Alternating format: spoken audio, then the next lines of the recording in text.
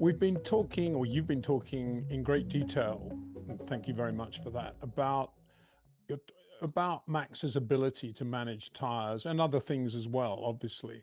And it strikes me, now the dust has settled, we saw two almost showpiece stints there of how to manage your tires for Max Verstappen in Mexico. One, obviously, on the mediums, which quickly went away, and he was really lost in terms of being able to do anything about it with the car. Yeah. And making that stint last nonetheless as long as he needed to. Yeah. And then perfectly timing and managing the use of the red tire into the second half of the race. I mean, what was your take on all that? And can you give us some insight on what Max and Red Bull would have been going through in order to pull off those two stints like that? I think the key to it was that his pace on the medium as a first stint tyre was actually very, very strong relative to, I suspect, what other people would have been able to achieve. So although it didn't feel good to him, his pace was actually very strong, and that put him in the position to be competitive once he had changed to the soft. Obviously, what that meant was that when he was on the soft at the end of the race, he had the double benefit of being on the fast tyre on a track that the grip level had improved, and his inherent pace was already very strong. So for cars that were actually not quite as quick as him but were ahead because they were on the softer tyre in the first part, he was able to double the advantage, and that allowed him to come back. He also, because of the position he was in the first part of the race, wasn't really being held up dramatically. I mean, given a clear fight, I think he would have been much closer to Lando. But then again, we don't know what pace Lando could have ultimately driven at if he had been pressed from behind. So that's debatable. But I think it just comes down to the fact that the Red Bull's pace was actually a lot better than I think even they thought it was, to be quite honest. And I think his poor qualifying, relatively speaking, made them think that they were in a worse position potentially than they actually were. In terms of how he achieved it, I think that just comes down to his precise driving.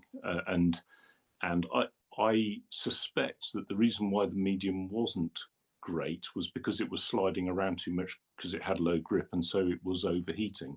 And because Max is extremely good at managing the tyres and managing tyre temperatures, he was the perfect person to get the most out of that tyre, even if to him it felt pretty bad at the time.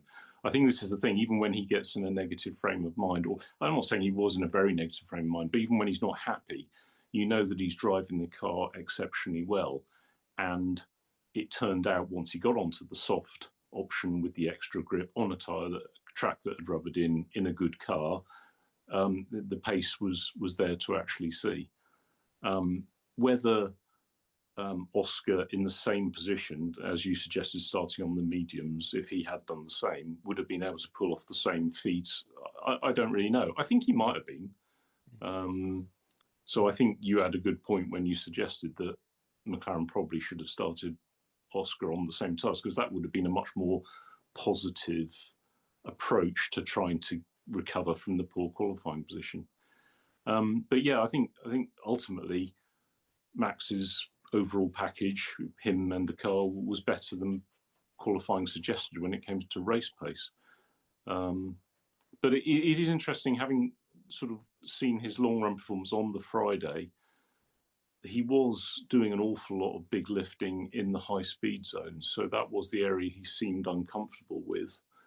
But the other thing that I think sometimes we don't notice is that the long run pace on Fridays is often substantially faster than the races are actually run at. And it was always a query I had with our tyre people, in that I didn't understand why we would run at such fast paces. Everybody does, that's the thing. But it doesn't seem... I always questioned the reliability of the numbers that you got from it, because the pace was often too fast. to be fair, I think going back to Mexico, I think the race pace was actually quite strong. And I suspect that's because the track grip did improve significantly. And it was a lot cooler as well, wasn't it, on Sunday relative to Friday. So that would have made some difference. And maybe that was, again, a factor in Max's performance being closer. But it's not unusual for the pace difference between the different compounds to close up across a weekend, even if the soft tyre degrades less than it did on the Friday. So it's one of the many things that you have to balance when you're planning your strategy, is to, factoring all these things into it. But I think overall they were in pretty decent shape, and they made the best use of it, really. I think to some people, it's amazing that, and we'll get on to the rights and wrongs of turn one, lap one in a second, but putting that to one side, it's amazing that Max can go over as much rough ground as he did, and for the car to be as good as it was. I mean, there was a time when if you'd done that to a Formula One car, you would have incurred some sort of damage under the car, or something would have come off. They're unbelievably strong now, and presumably there was no damage at all from that. And I suppose a third point, C, is that you and I spoke a while ago about the importance or not of track walks. And really, one of the things the drivers should be doing on track walks is looking at the stuff off track to see if they do go off here, whether there's a culvert or something they're going to hit. Yeah. And it's pretty impressive, that bit of rally driving that he did. But he got away with the whole thing. Let's put the right and wrong to one side. But just in terms of that little bit of driving, that was quite impressive, eh? It was, but I suspect that grassy area is obviously pretty flat, and whether he knew that or not, I don't know. But he may well have been over there before. I can't remember, to be honest. But when damage is done, it is normally as you transition over a curb, or on these horrible orange lumps that we've talked about that they sometimes put behind curbs. Or when you go into gravel, because obviously the car sinks down into the gravel and that tends to rip off bits of the floor or whatever. So I think the fact that it was just a wide open expanse of grass meant that in terms of damage to the car, that was safe.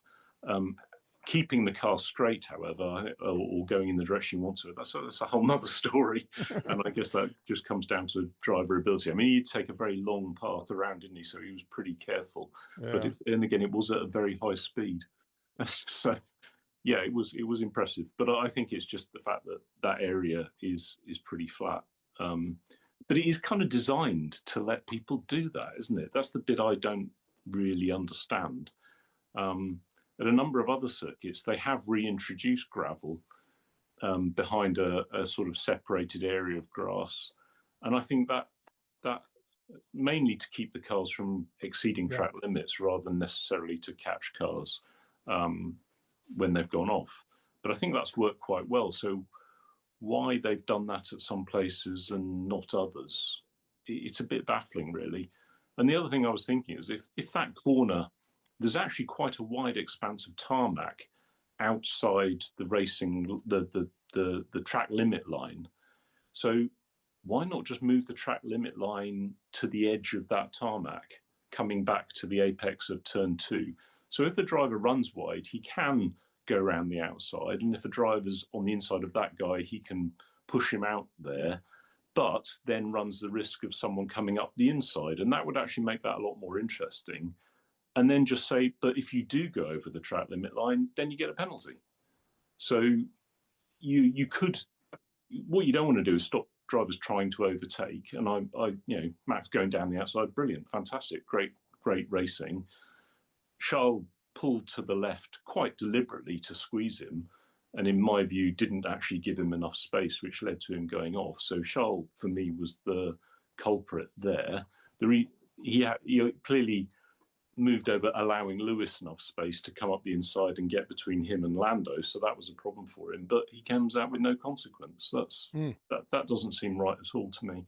But if that track limit line had been in a different place, potentially Max could have come around the outside, and then they'd have had to fight it out up to the apex of turn 2, which would have been interesting. But if you just say, no, once you've gone over the line, you do get a penalty, then that changes it. But it just seems the track isn't really designed very well. to either for entertainment in terms of providing racing, and also stopping the FIA having to make difficult decisions, really. Well, all eminently logical. Indeed, I think you should be applying for a job at the FIA, Mark. No, but no, I'm sure you're not going there. But given also that we know turn one, lap one in Mexico is a fan because of the natural toes that everybody's getting, is another reason to do exactly what you just said with the track limits line. Yeah, and it's also another reason for Charles to say, oh, you know, what was Lewis doing there? It was pretty obvious. If it wasn't going to be Lewis, it was going to be somebody else. Sorry, Max being there, you know, it was going to be somebody else. And so, you know, it was, but going back to the penalty thing, I mean, there was no penalty for Charles either with that business in Barcelona when he was rubbing wheels with Max at the restart there in 7th or 8th gear. It's like a bit of a blind spot, isn't it? Because of all the people, certainly in Mexico, to deserve to get a penalty, I'm afraid it was him. He was the one who benefited most. I mean, they should have come out of should have arrived at turn 4 in the order of Lando, Lewis, potentially Max, then Charles, really, is the order it probably should have been if it had been managed correctly and the circuit had allowed it to pan out correctly. But, And then in a few laps later, it was Paul Lewis was the one that got the penalty. Well, he should have had a storming race. And in the end, it just looked like another sort of almost not taking part. But it's difficult to say. Once you're put in that position, there's not a lot you can do. He couldn't recover from that, really. But if he'd been second, sure, Lando would have been quicker. But Lewis's pace would have been really, sorry, my dog's standing on the cable to my phone. There we go. He's down here and behaving himself. And it's fine. Lewis would have had clear track ahead of him because inevitably I think Lando would have pulled away. But then Lewis's race pace would have been really strong, I think. Yeah. And I think there's a good chance he would have finished second. So, pretty hard done by, I think. There was a moment, which I didn't mention in the videos, which I've just remembered listening to you talk about Max managing those stints, when he said something like, in exasperation, nothing makes a difference. We've tried everything. Nothing's working. I think is what he said. Nothing's working, or something like that. Yeah. And GP, to his credit, was staying very calm, as he always does. Yeah. But I thought it was interesting at that point when they kind of went into radio silence then for about 10 minutes, that actually Max at that point got into a really good rhythm. And that's when he started to consolidate that stint on mediums, and they knew they could extend it to where they needed to for the tire delta. Yeah. And it's a good, perhaps it's a good indication that the less faffing around there is, and the more just focusing on getting the best from the feel of the grip of the tires and using the throttle and the brakes perfectly, as distinct from relying on something that's going to solve your problem, actually works. Yeah, well, and again, it goes back to my feeling that the car actually wasn't as bad as he potentially felt it was. And I guess when you're the only person on a different tyre, which is a slower tyre, so you are limiting the damage at that point, it's very difficult for the driver to understand. And being the competitive animal he is, he just wants to be faster than everybody else all the time.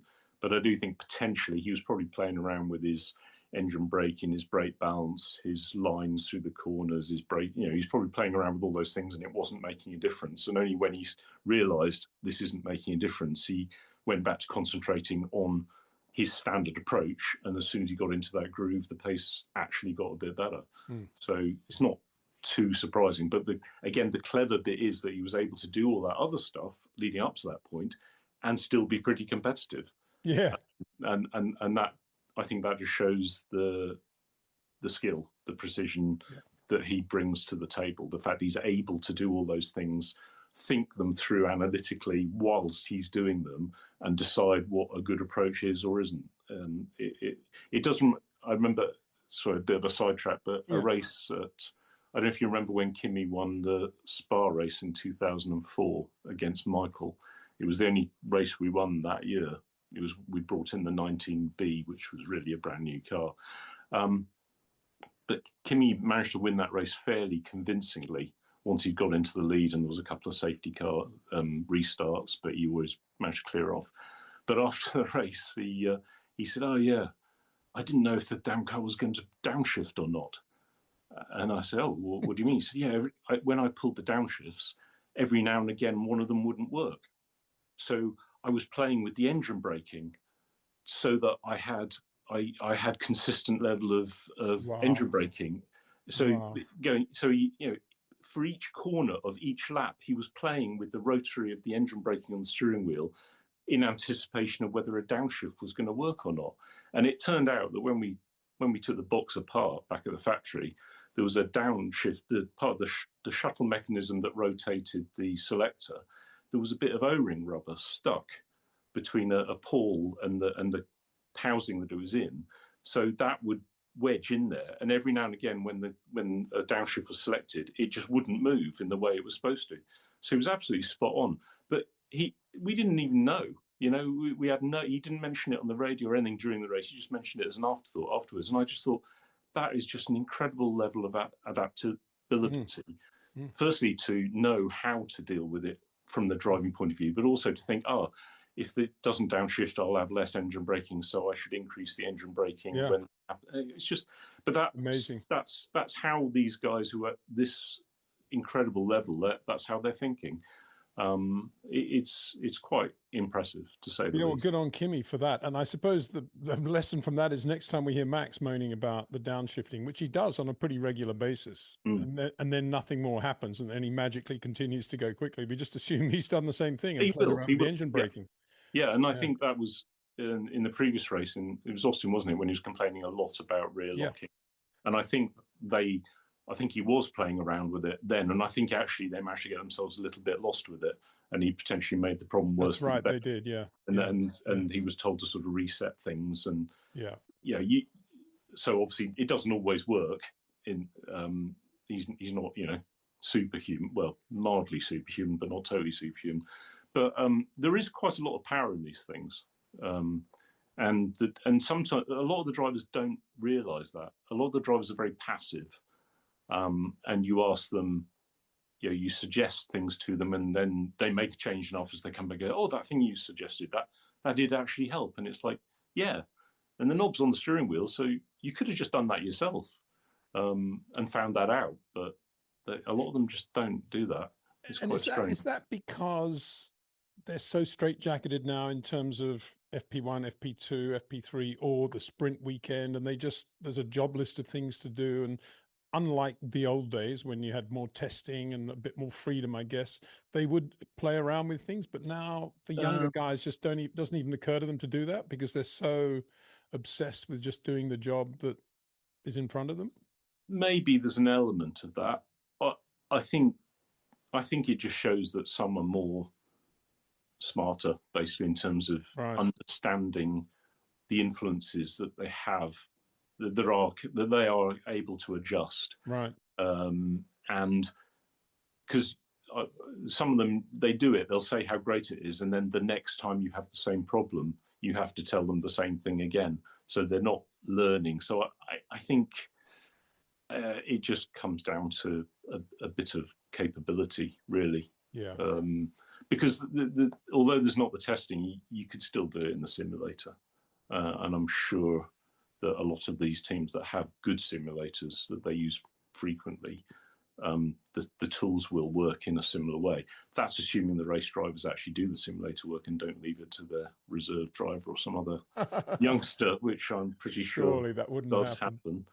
Well, I know, it does happen. I'm sure. But, Kimi was never great with the simulator, was he? No, sorry, I've just got a thing on the screen. No, Kimi, sorry, let me rephrase it. Kimi was never maximum attendance level. He often got a lot of absentees, I think. Did he not?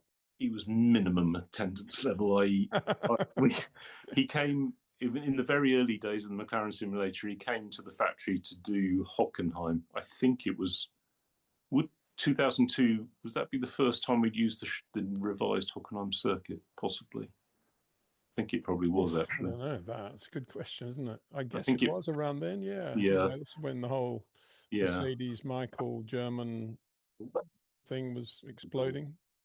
Sorry. Someone postman at the door, dog starts barking. Apologies. No worries. So I think it was for the new Hockenheim, so we thought this would be a good opportunity for him to come in and try the simulator, which we hadn't really used before. Anyway, within about 10 laps, he was driving the wrong way down the pit lane to make it more interesting, driving through the pit wall to see where it would go. Yeah, he got out after about half an hour. He said, "Yeah, I'm really not interested in that."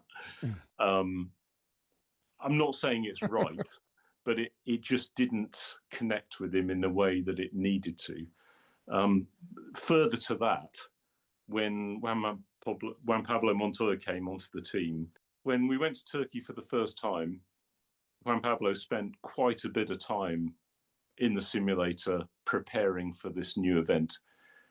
Kimi basically said on the Thursday, you could say, he said, basically, my intention is to be faster than Juan Pablo on Friday in the first session.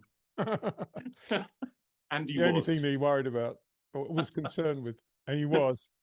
And so, but in a way, having the simulation, having Juan Pablo do that was good motivation for Kimi. I think he made an extra effort to drive faster, and he did win the race as well. So it kind of worked for us. But yeah. Anyway, we've drifted off course a little bit. Well, yeah, back to Mexico 25. The other stint, of course, was the red tire stint for Max, and it was fascinating. I thought how he approached the first 4 or 5 laps when he knew he had to be pretty careful on how he brought the tires in, as we'd seen from Lando in Austin. Very easy to overuse them early on. Yeah. And the number of people that said to me afterwards, how did he get the soft tires to work so quickly? He was so quick out of the box. And of course, he was actually looking after them, driving beautifully. And there was a lovely moment when they said to him, well, he said something like, "Can you give me push mode or something?" And they said, "No, mode 6 is fine for now, Max. Just lift and coast. Look up." He said, "I'm looking after the tires. I just want a bit more power." And oh, that's right. Yes, yes. And then they said, "Okay," and they got to about 5 laps into the stint. They said, "Okay, go." And it was just like, he would be very good in those first 5 laps. He was not losing time, and that was just a beautiful bit of driving as well. Absolutely, he completely gets what you have to do with the tires to make them work, which again, not all of the drivers seem to. Even though they've all been driving these tires for a long time. It will have helped that it was the final stint of the race, and so the track grip would have been significantly better. They would have lasted longer, but he still had to manage them really well to get the ultimate performance out of them. But he is so good at that stuff.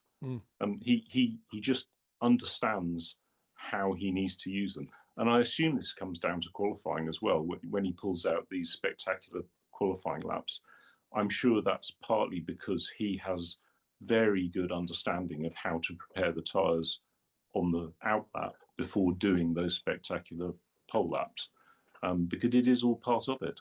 It's really important, and it's not something that the engineers can necessarily help with beyond a certain point. There's a certain amount of information that you can give. There's a certain amount of analysis that can be done leading up to qualifying as to how best to prepare the tyres, but there is nothing to beat the driver's ultimate feel. And he will have used all his runs leading up to qualifying and during qualifying up to that last run in Q3 to hone his preparation for those laps. So he just is the complete package when it comes to tyre prep, I would say, tyre management. But what do you think happened to him and Red Bull in qualifying in Mexico? And is that a worry going forward to Brazil, for example? Is there something about, because it's looked ever since they've had that new floor that the car's more or less there. We wouldn't say it's better than the McLaren, but it's not that far away. Yeah. And yet in Mexico, it was a big question mark, wasn't there, after qualifying? There was. I suspect. So Mexico is really odd because you're running your biggest wings, but you've actually got very low downforce level. So that will change the way the car works aerodynamically compared to other events. So it might be that it, in a detailed way, it gave the Red Bull's aero performance wasn't quite as nice in that, as I said before, the key to it is being able to have a car that has good low speed apex front end without being unstable in high-speed corners, and that is exactly the problem that he had. And in fact, Oscar Piastri also had that he was struggling with, whereas Lando was the only person who was comfortable in Sector 2 with the rear of his car and was still able to do fast Sector 1 and Sector 3. So however Lando was managing was driving his car, and his setup was optimized to give that nice package. And there's no doubt that Max's wasn't working out well. You could see the car. Yeah, I think it's turn 9 is the very fast corner in the middle of that sequence. Yeah. You could see the rear of the car moving. Yeah. And that's just a loss of aero at that point. And having too strong a front end at that point. So I do wonder if, when we go back to a more conventional circuit, it's probable that the differences between the cars may well become less extreme. But I think it's more interesting, to be honest, why Lando's car was so stable and so good in that sector and Oscar's wasn't. What is the difference between those two, the way they're driving the car and the way they had it set up, that led to such a big disparity in performance in that sector? That's really the key to Oscar's poor weekend and Lando's good weekend. Because I think all the other cars were in pretty much the same boat. They were all struggling in the same area, really, which is normal. That's what you get at that track. Yeah. And what do we think then about Oscar there? Well, let's get on to Oscar, because we've had Andrea Stella say after the race that Oscar now has more tools in his toolbox because he's developed a few things on a low grip surface which he can take forward with him now. But it's not clear if the implication is that he was never doing that in the past, or whether McLaren haven't been allowing him to do that or something. I don't know. I'm very confused by the whole thing. Yeah. And anyway, Oscar's performance on low grip circuits actually hasn't been very bad anyway. It's been, no. I mean, Miami is not exactly high grip, is it? No. And he won there, did he not? And he was very near Lando in Montreal. Montreal. Yeah. Montreal is. I don't understand any of what's going on, to be honest. No, I don't either. I'm sure there's something there that Andrea Stella's connecting with, but the explanation isn't enough for anyone to really understand it in detail. But that's kind of always the way. For me, I remember running Kevin against Nico in 23, I think it was. It was interesting how the circuit changed through the weekend. On the Friday, Nico was using a lot of engine braking to help rotate the car in the high speed, because you are lifting off the throttle almost completely on the entries to those high speed corners, and that brings the engine braking in. And in fact, what Nico quickly picked up on was the fact that it was upsetting the car, so he went to a very low level of engine braking on the Friday. However, and we saw that on what he was doing, and we adopted that with Kevin, and in P3 it seemed to work well. But by the time we got to qualifying, interestingly, or it seemed, the track grip had changed, and such that Nico had found that he was struggling to rotate his car now. So initially the problem was instability. It went to more understeer, and he actually reintroduced his engine braking, having gone away from it. And on Kevin's car, we didn't pick up on that. So Kevin continued running the low engine braking, and he just had too much understeer in Sector 2. And Nico outqualified him by 2 or 3 tenths, which was mostly in that sector. But again, that just shows that you need a driver who's in tune with what he can do in his car to influence the behavior that he's experiencing. And again, I wonder if maybe it was something like that was going on, that Oscar, not being supremely confident with where he is right now, potentially just trusted his car to be good, trusted his engineers to help him, and maybe Lando picked up on something and made some changes that helped him in different circumstances. And maybe that's what Andrea's referring to in terms of Oscar's learning of what the systems on the car could do for him if he made more use of them. I don't think that's necessarily related to low grip. So maybe no, it's a good point. off at a tangent, but I can only see it as being something along those lines. But if that is the case, and it could well be, the what is underpinning that is the lack of information going from one car to the other. Yes. And let's talk about why that didn't happen then in your case with Kevin and Nico. Why is it very easy if you are Nico and you've discovered that not to let the information go to the other side of the garage? And would that apply to any team? There's no not letting that information go to the other side. It's more just a question of having the time amongst the engineering team to analyze both cars, to compare both cars on a continuous basis and pick up on changes that are being made. It's in the time pressured format of qualifying in particular. It's really quite hard to do that because the data takes a certain amount of time to come back to the garage. So you've got how much time? Well, you've got some live data, but you haven't got all of the data until the car comes back. Then you have to plug the umbilical into the car, download it. Some teams' processing of that data is lengthier than others. It all has to get sorted and stored in the correct manner before it's actually available to be looked at. And there are actually some processes that have to be applied to it, particularly for aero data, before some of the channels, they actually have to run through a calculation process before that data is actually ready to be looked at. And that all takes quite a lot of time. So if you're already if you've got a short turnaround, your car might only be in the garage for a minute. You haven't got time to look at the driver's last run against your driver's just completed run and see that driver A or B has made a change to how they're approaching it. It is quite difficult in that respect. So it's not a deliberate thing by anybody. It's not hiding data. It's not, yes, driver A who's made the change isn't going to broadcast the fact, oh yeah, I reduced the engine brake. It's much better through turns whatever and ever now, because he knows that information will get transferred to the other car. But it's all there. He's not hiding it. He's just not promoting that, which I think is fair. If he's fair enough, through his own ability found something that works for him, I don't think there's any great onus on him to tell the other side, oh, do this, it make you much faster, especially when you're competing for a championship.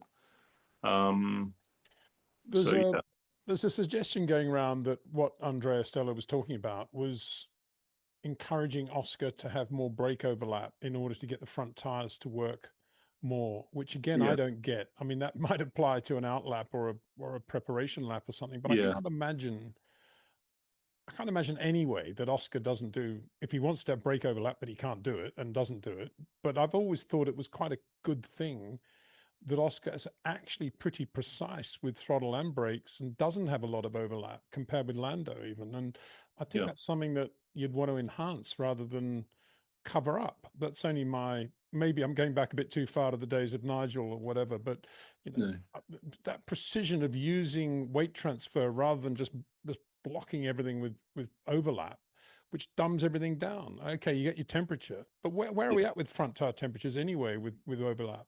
Well, the way the brake drums are, so we went through a phase a few years ago where you would have variable cowlings with different slots in to give different amount of heat from the brakes into the wheel rims to heat the tyres. The FIA actually then, for the 22 spec cars that we're still using, basically stopped that from happening. So the outer cowling now, you're not allowed to have apertures to allow hot air to directly blow onto the wheel rim. But what you can still do is have basically either insulated or non-insulated outer cowlings. And in fact, the teams now, there are a number of layers, shall we say, outside of the brake. So you can still have different temperatures of air, but still within the shroud, but is going to have an impact on the rim temperature. But it sounds very complicated, doesn't it? Why did they do all that? Because the tire temperature is so critical, and particularly I'm saying, why did the FIA do all that? Make those changes like that? It was actually at the point where you could overheat the rim if you weren't careful. You could actually blast so much hot air onto it that we actually had to run temperature stickers on our rims and to check whether we'd overheated them during a run at one point. So there may have been an element of safety in it, but I think I don't know. I think frankly, I think a lot of rules these days, in my opinion, are just because there's something that someone's found and someone decides, oh, they shouldn't do that, and I don't really understand it. It's a bit too complicated. All right. So anyway, to get back to the point, I won't pretend, but anyway, what it means is that nowadays the brake temperature generally has less of an impact on the tyre because it's not heating the wheel rim so much. Even if you've got the hottest spec running, the tyres are still well protected, because normally putting too much heat into the tyres is bad, particularly in the race. This is the problem for qualifying, is you're just going out for one lap. So the tyres are normally pretty cold for qualifying, whereas in the race they're going to run about the right temperature. Right.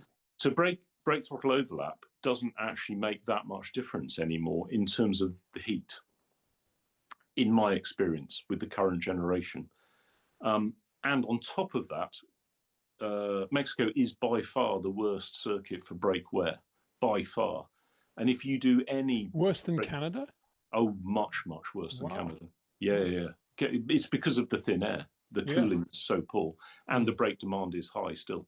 So if you do any brake throttle overlap, even in qualifying, there's a very good chance you're actually going to wear the brakes too much.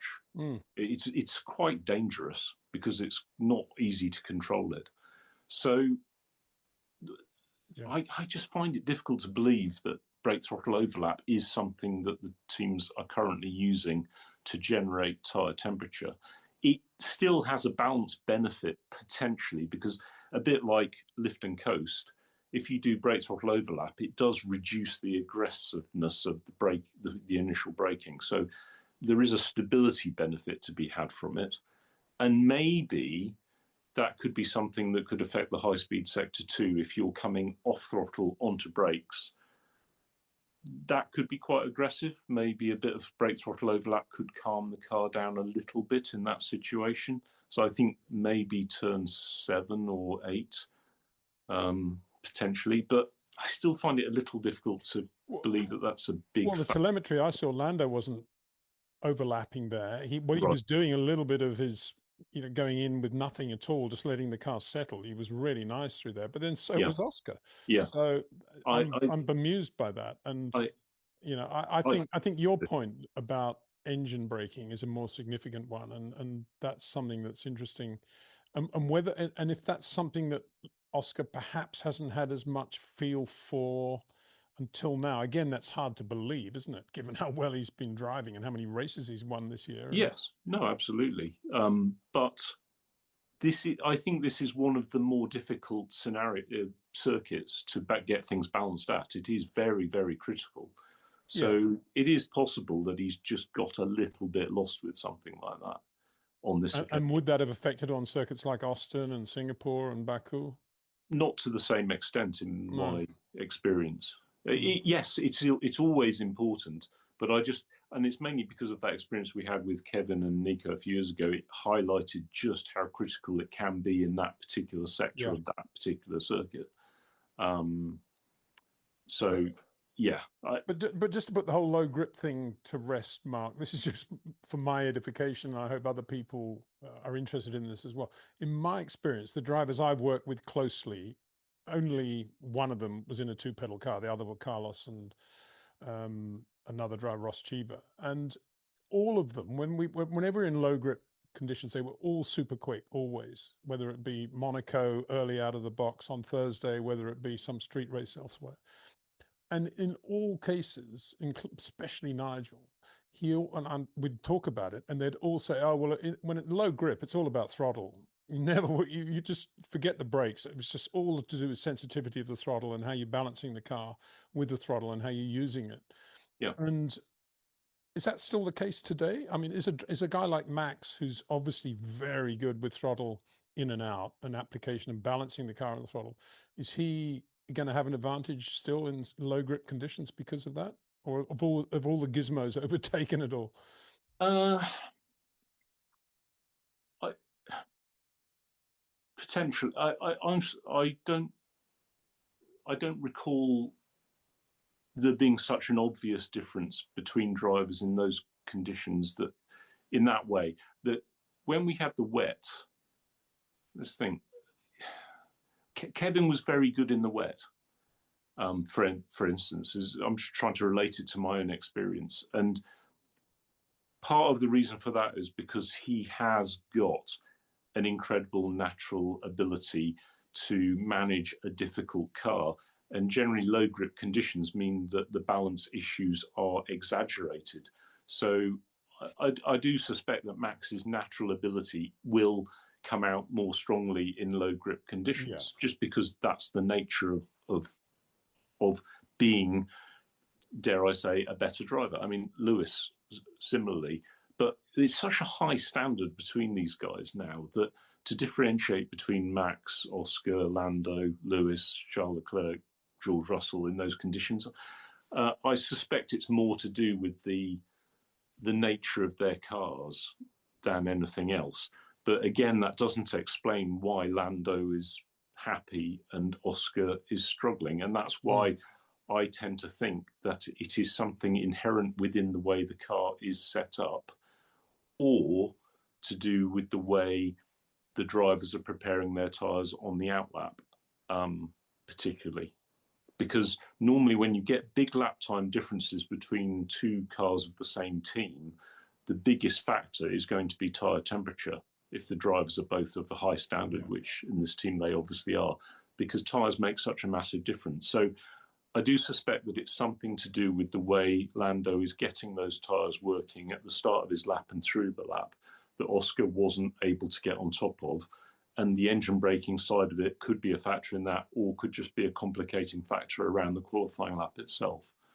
Or it could be brake overlap, but we're kind of discounting that. Yeah, well, I'm just struggling to understand how that would affect it to the extent that we're seeing. Because of the drum changes and the way the drums work now. Yeah, brake throttle overlap, it's something that, for example, Kimi used to use a lot on outlaps to get tyre temperature by heating the brakes up quickly. He would literally, on the straights, just be at a large amount of throttle, and he'd just briefly press the brake pedal to create temperature in the brakes. And I think the drivers, I think a lot of the drivers do that, even now coming out of the pit lane. A bit of that to get the brakes alight is a good thing. But around the lap itself, the lap you're actually driving, I'm struggling a little bit with that. That might just be ignorance on my part. And no, I'm sure it's not, Mark. I'm sure it's not. Well, let me change course a little bit. What did you think of Ferrari not giving Lewis the gaps that he needed to maintain when he rejoined the circuit? I thought that was a big mistake. That they should have told him, you need to drop back to the cars behind because you've gained an advantage. But what do you say to fans who say, well, Lewis should know that? It's the heat of the moment, isn't it? It's their competitive instincts. I don't think people understand just how seriously these guys are het up, and they're so competitive. It's difficult to give up anything at all. I can't imagine any of them wanting to give that up without being told, frankly.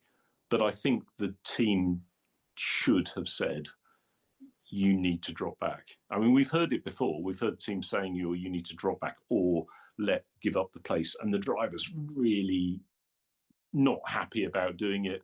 But if they're sensible, ultimately they will do it. Because let's face it, the teams don't want to do it either. No. The only reason the team's saying it is because they know that the penalty for not doing it is going to be worse. So I think that was, in my opinion, that was a big mistake by Ferrari not to say that. Because I think there's a very good chance he'd have been able to keep that position if he just dropped back to being just in front of Max, I think it was, wasn't it? Yeah. So, yeah, I think that was a bit of a boo-boo. And what do you take of Ferrari's take from Ferrari's two successive podium finishes now, Austin and Mexico, going into the remaining races? Yeah, I mean, the cars seems to be working better. Might be due to the type of circuit potentially. Although I think actually I was slightly surprised how competitive the car was, particularly in Austin. So that's a really good sign. Charles' game seems to have, he went through a bit of a lull, didn't he, when it looked like Lewis was becoming more competitive with him. And now Charles seems to have picked up again, although both of them were pretty quick in quali. And I think Lewis's race was actually destroyed by what happened on the track, and he could have been a lot better. But it does seem that they're doing a better job. I think their strategy calls have got a bit sharper. So it looks positive in that, but there's still, I get the impression that it's more the drivers and the way they're operating the strategy maybe than the car itself, because the car definitely still has limitations. As we saw at the end of the Austin race when Charles just ran out of tyres, having had to drive so hard to keep the position he was in. So I think you're right. And I think we often, well, certainly me, and from the vantage point I have, I don't know what it's like on the pit wall, but I think we often take for granted racing drivers and we forget how emotional they are and how sensitive they are. And to me, looking at it from the outside, it looks like Charles went through a couple of races where he thought, well, if that's the way you want to go, you know, don't expect too much from me. And now he's sort of thought, right, okay, let's go meet Charles Leclerc again. And he's just driving the wheels off it again. And it's literally a Charles Leclerc, you know, metamorphosis. That's how it seems to me. He does seem to have driven two particularly good races. Whereas before it just looked a bit like he wasn't. He was just another driver. It was a little bit like that. He would probably be very unhappy to hear that.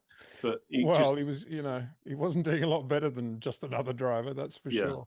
If Lewis is his yardstick, but no, I mean, and also to his credit, Lewis doing a very good job as well and picking himself up and looking. I think that's the shame of this race in many ways, is that Lewis's qualifying performance was good, and he was in a position to get on the podium if he'd been given a fair opportunity, and frankly that was just taken away from him by the circumstances.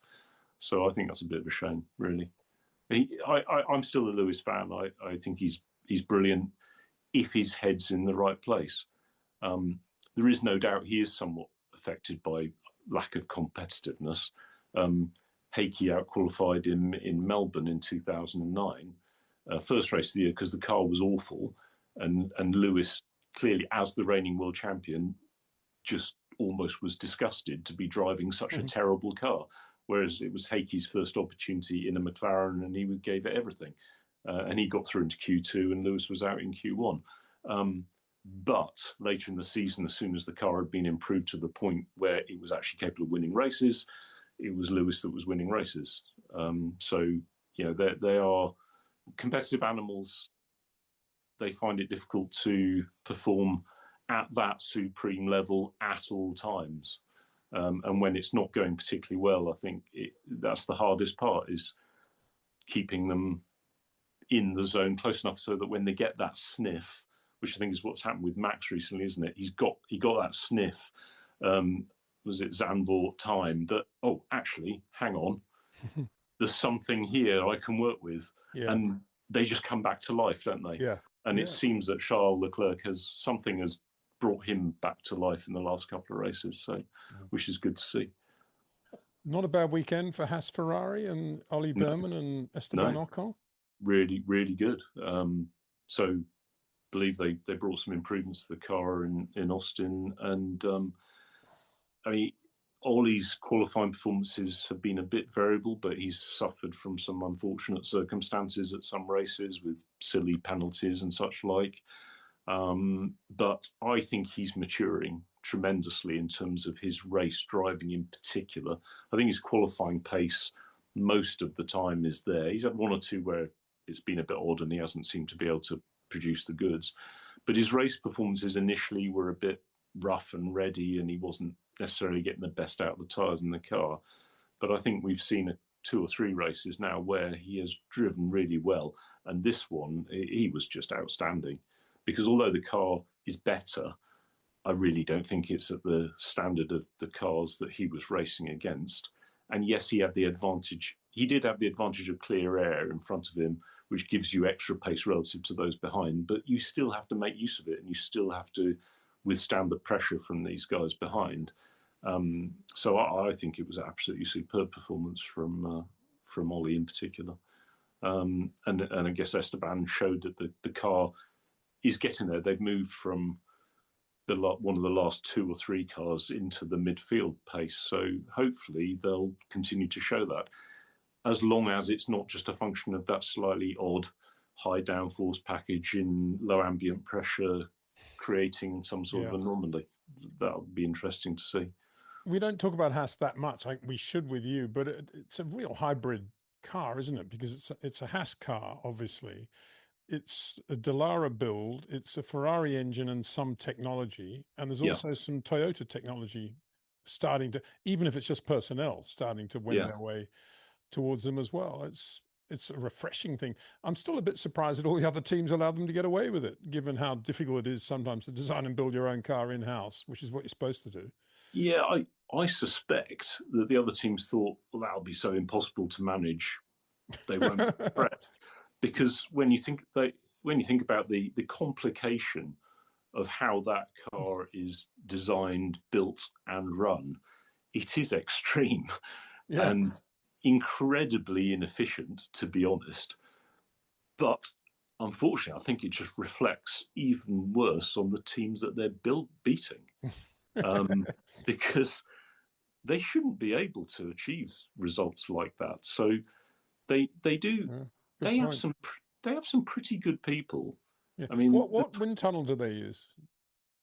They were using a Ferrari wind tunnel.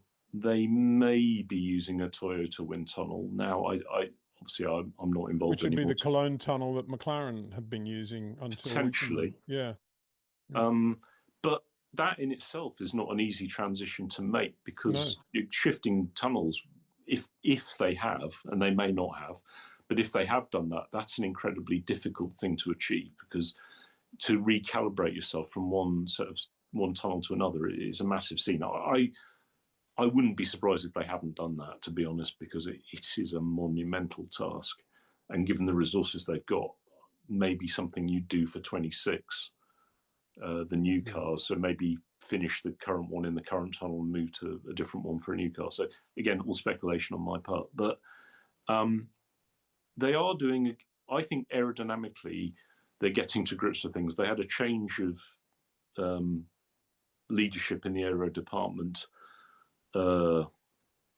in 23, late 23. And certainly in 24, they did some really good work, combined with some better parts from Ferrari. So the Ferrari provide the suspension, the gearbox, and the engine.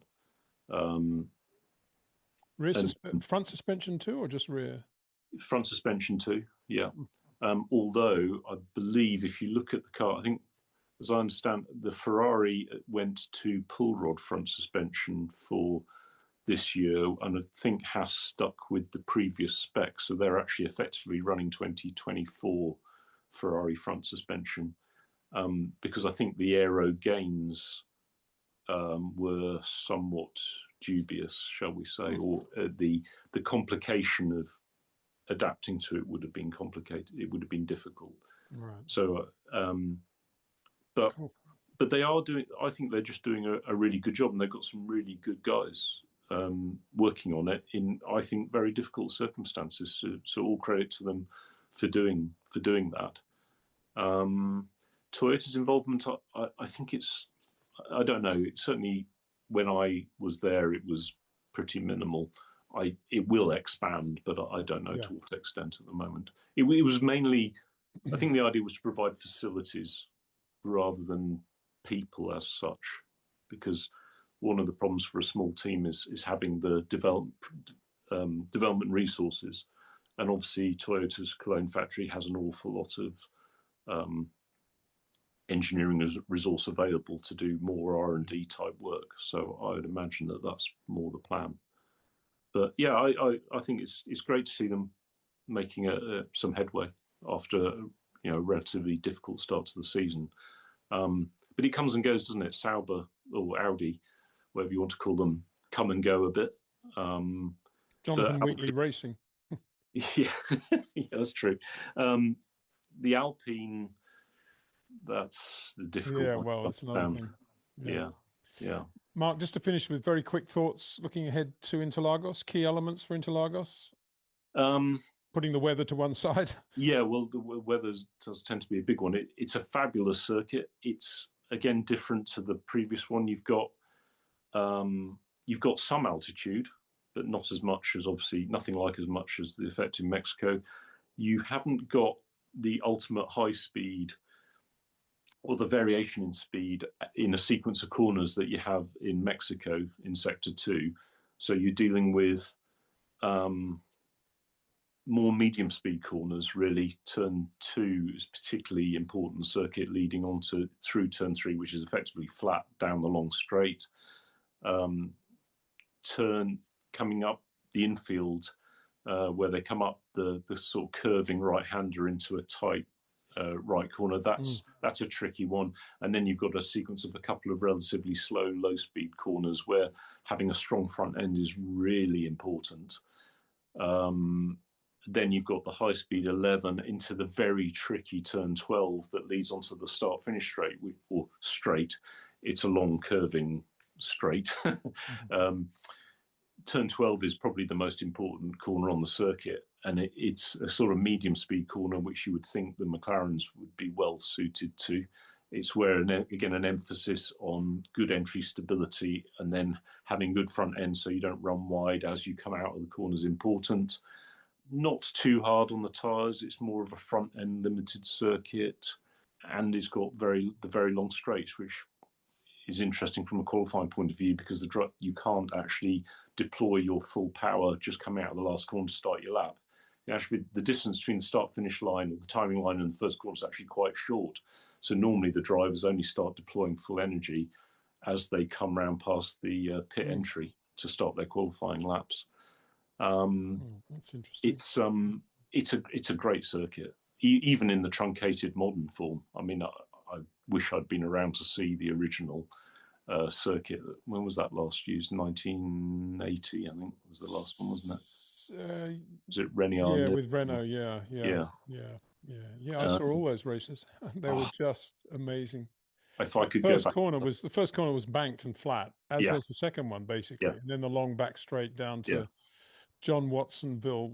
I call it that because that's when the track broke up in, I think it was 77. And, I think he was the first guy to go off there, and about 5 cars all went off. But, and speaking of the rain, we've also had massive flooding, just rivers of water across the track at Interlagos as well. Yeah. The various races. Big problems at turn 3. They cut grooves in the track. I think that would have been the 2003 race was particularly difficult, wasn't it? And then again, I remember when we had Jolyon Palmer driving, so that must have been 2016.